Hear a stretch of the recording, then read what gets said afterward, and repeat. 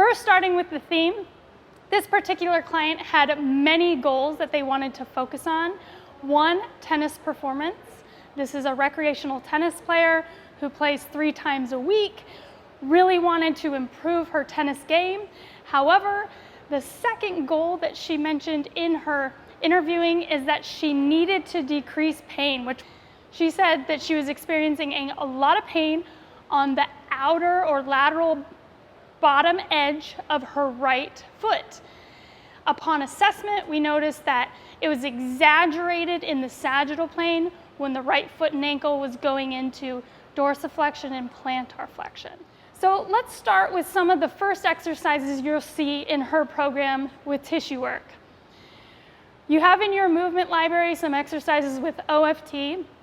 So we did OFT on the anterior retinaculum. We also did some melt on the big toe side of her foot, creating some shearing and some rinsing to provide slide and glide and creating fluidity and flow of the plantar fascia. We did some OFT on the lateral hip and the lateral ribs because those are main stations for us when we look at the lateral line. The first mobilizations that we're going to do is we're going to pre-position her right foot, Scott's right foot, into calcaneal eversion. So what I've done is I've folded up a towel and I'm going to have him place his right foot on the towel.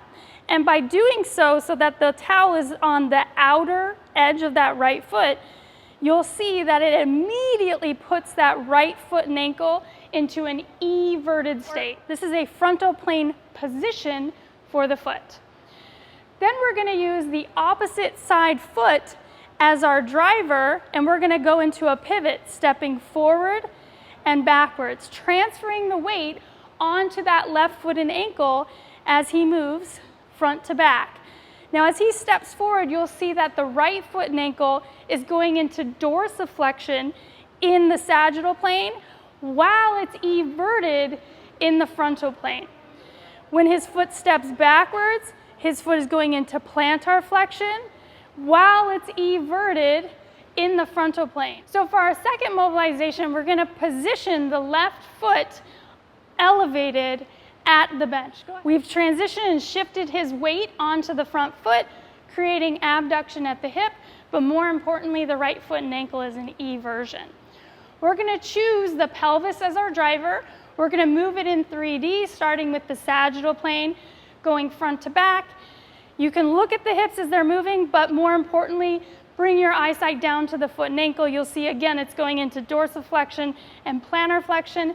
Then we're going to move into the frontal plane, where this client was the most successful. We're gifting the hips with more motion and ultimately helping to provide that foot with better movement because the hips can move there due to the chain reaction. And now let's rotate the pelvis in the transverse plane. So here you'll look at that foot and ankle and you can see that the foot is pronating down and in as he's rotating to the left and it's coming back out of it. These are great movements that she needed to enhance. Now finally, one of the later movements we did in the prepare portion of her workout was a warding pattern. So I'm going to have Scott get into a nice squat athletic ready position, and the ward is going to take place at his hip on his left side.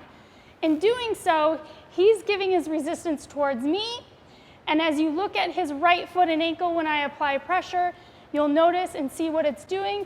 It's going in the frontal plane, creating that eversion, and while simultaneously turning on the body.